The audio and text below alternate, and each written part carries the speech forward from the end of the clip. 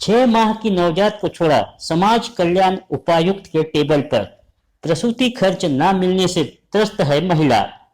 भविष्य निर्वाह निधि कार्यालय की ओर से प्रसूति का खर्च न मिलने से त्रस्त होकर एक महिला ने अपनी 6 माह की नवजात बालिका को स्थानीय समाज कल्याण उपायुक्त के टेबल पर छोड़ देने की एक घटना सामने आई है।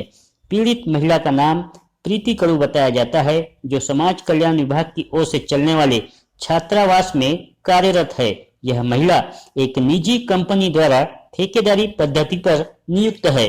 जब इस महिला ने समाज कल्याण विभाग से नियमानुसार प्रसूति खर्च मांगा तो उसे बताया गया कि जब उसने पीएफ के पैसे ही नहीं भरे तो प्रसूति खर्च कैसे मिलेगा, जबकि प्रीति का कहना है कि उसने पीएफ के पैसे भर चुके हैं। क्या नागपुर और अमरावती में अलग अलग है कोरोना? नागपुर महानगर पालिका आयुक्त और अमरावती जिलाधीश के क्यों ऐसे वक्तव्य? राज्य में कोरोना का तांडव जारी है। कोरोना वायरस संक्रमण ने अनेकों को मौत की नींद सुला दिया है। इससे बचना है तो मास्क लगाइए, हाथों में सैनिटाइजर का उपयोग करें और सोशल डिस्टेंसिंग के नियमों का पालन करना चाहिए।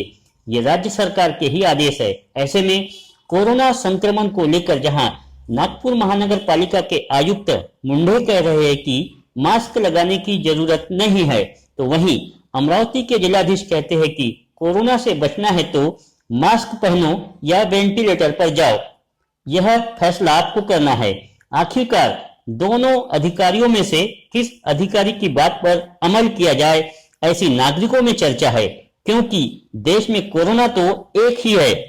मास्क वापरायचे का? मास्क वापरण्याची बिलकुल आवश्यकता नाही। आय रिपीट इट, आणि मेडिकली सांगतो मी परत तुम्ही माझ्याकडे कधी मास्क बघितला नाही आहे, त्याचं कारणच ते आहे, याची आवश्यकता नाही।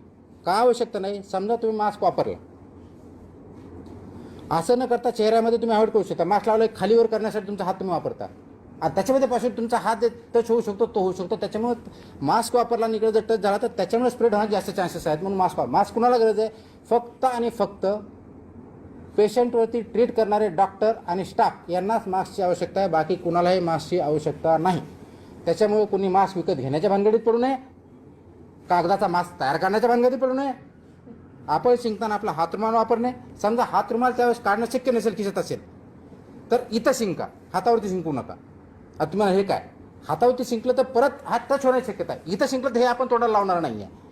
त्याच्यामुळे शक्यतो एल्बोमध्ये शिंकायचं, शक्यतो हाताने वापरायचा आणि तो हातरुमाल दररोज धुवून टाकायचा। This is what is expected. Sanitiser विकत घ्या, हे बिलकुल याच्या बंधात पडू नका। सॅनिटायझेशन चांगलं होतं बिलकुल नाही। नॉर्मल सोप म्हणजे तुम्ही डेटॉल वापरा, कोणतं काय वापरायचं, सोपनी क्लिन्सिंग करणे, वारंवार करणे आणि चेहऱ्यापर्यंत हात न नेणे ह्याच्यातला सर्वात उत्तम। दुसरी गोष्ट, जो पॉझिटिव्ह पेशंट असेल त्याच्या 3 फीटाच्या आत यायचं नाही। तुम्ही मला 3 फीट किंवा 1 मीटर हे का म्हणताय?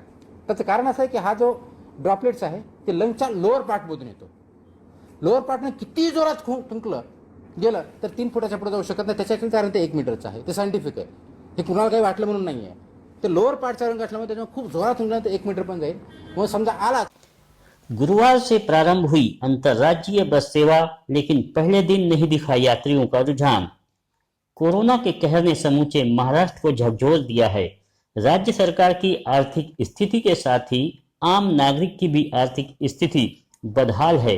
कोरोना संसर्ग के चलते राज्य सरकार ने विगत मार्च माह से राज्य परिवहन की बसों को भी चलाने पर रोक लगा दी थी, जिसके चलते राज्य परिवहन को इन 4 से 5 माह में करोड़ों रुपए का नुकसान उठाना पड़ा है। आखिरकार राज्य सरकार ने राज्य परिवहन की बसों को कम दूरी पर चलाने का निर्णय लेते हुए सभी मुख्य बस स्थानक प्रमुखों को आदेश दिए। हालांकि गुरुवार से स्थानीय साइंस कोर मैदान स्थित मुख्य बस स्थानक से बसें प्रारंभ की गई, लेकिन पहले दिन बसों में यात्री नजर नहीं आए। नियमों के अनुसार एक बस में 26 यात्रियों को लाने ले जाने के आदेश दिए गए हैं। आजपासून अमरावती बसस्थानकावरून आंतरजिल्हा वाहतूक सुरू करण्यात आली आहे. त्यामध्ये नागपूर, यवतमाळ, अकोला, वाशिम या मार्गावर प्रवासी वाहतूक सुरू करण्यात आली आहे. त्यामध्ये प्रत्येक मार्गावर 5-5 फेऱ्यांचे नियोजन केले आहे. जसा जसा प्रवासी प्रतिसाद मिळेल त्यानुसार गाड्या सोडण्यात येतील. सद्यस्थितीत अमरावती बसस्थानकावरून नागपूर, यवतमाळ, अकोला आणि वाशिम मार्गावर एक फेरी सोडण्यात आली आहे. आज पहिला दिवस असल्यामुळे प्रवासी प्रतिसाद थोडासा कमी आहे, पण येत्या काही दिवसात म्हणजे 2-3 दिवसात प्रवाशांना माहिती झाल्यास प्रवासी प्रतिसाद वाढण्याची शक्यता आहे. त्यानुसार प्रत्येक मार्गावर फेऱ्यांचे नियोजन करण्यात येईल. प्रत्येक बसमध्ये 22 प्रवासी या शासनाच्या नियमानुसार परमिशन देण्यात आलेली आहे. त्यानुसार प्रत्येक बस स्वच्छ करून आणि 22 प्रवाशांसही पाठवण्यात येईल.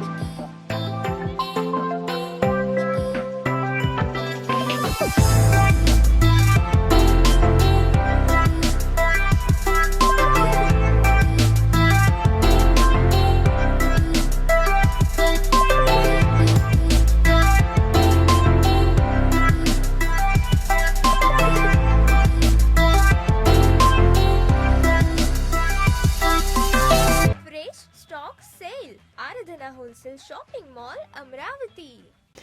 पूर्व मुख्यमंत्री देवेंद्र फडणवीस पहुंचे यवतमाल। कोविड के संदर्भ में ली समीक्षा बैठक।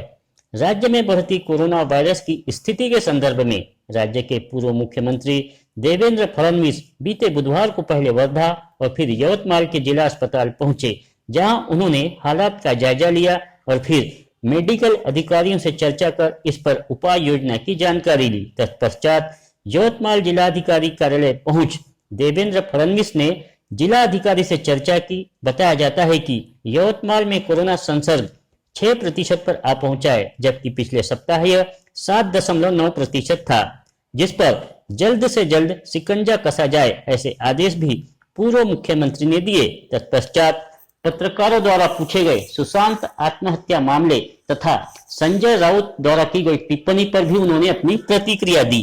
यवतमाल से हमारे संवाददाता रवि जोशी की रिपोर्ट। संजय राऊत खूप बोलत असता, तुम्ही प्रत्येक गोष्ट तुम्ही का सिरियसली घेता? त्यांना ते कव्हर फायरिंग करता ठेवलेलं आहे। थँक्यू। नियमों का उल्लंघन करते पकड़ी गई 6 निजी ट्रेवल्स बसें। आरटीओ ने वसूला जुर्माना। विगत 15 और 16 अगस्त को प्रादेशिक परिवहन कार्यालय द्वारा चलाई गई विशेष मुहिम में 6 निजी ट्रेवल्स बसों की जांच में पाया गया था कि इन बसों में जिन यात्रियों के नाम पर टिकट रिजर्वेशन किया गया है, उनके बजाय उनके स्थान पर कोई और ही यात्रा कर रहा है, जिसके बाद निजी ट्रेवल्स की 6 बसों को जब्त कर उनसे जुर्माना वसूला गया। बता दें कि सरकार ने बाहर गांव में फंसे नागरिकों के लिए कोरोना जांच के पश्चात ही उन्हें अपने गंतव्य पर लाने या ले जाने की इजाजत दी है।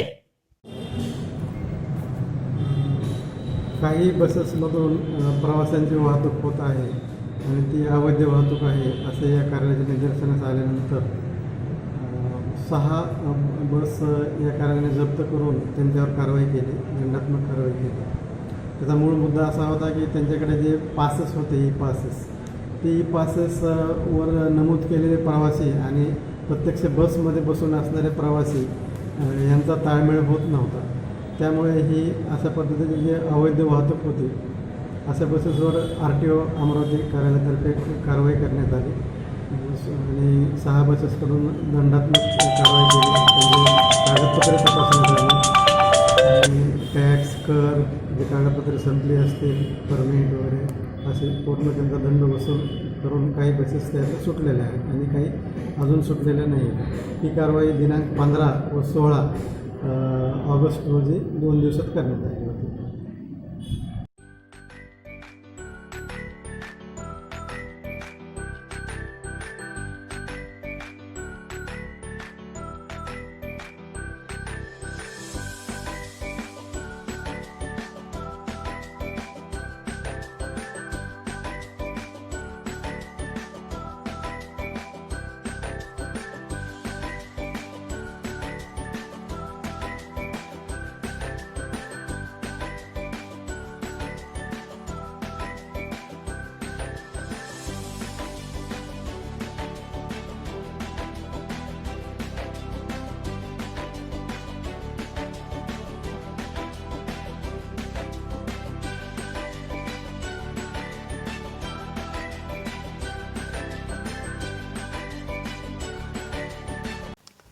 रघुवीर में कोरोना संसर्ग के चलते नियमों का कड़ाई से पालन।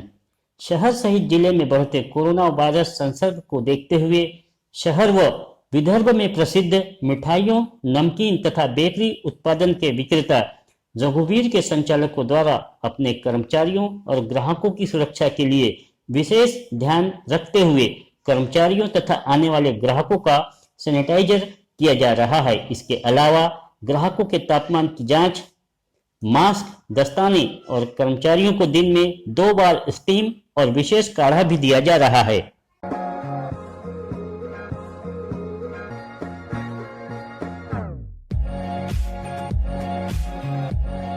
तर 1 मीटरच्या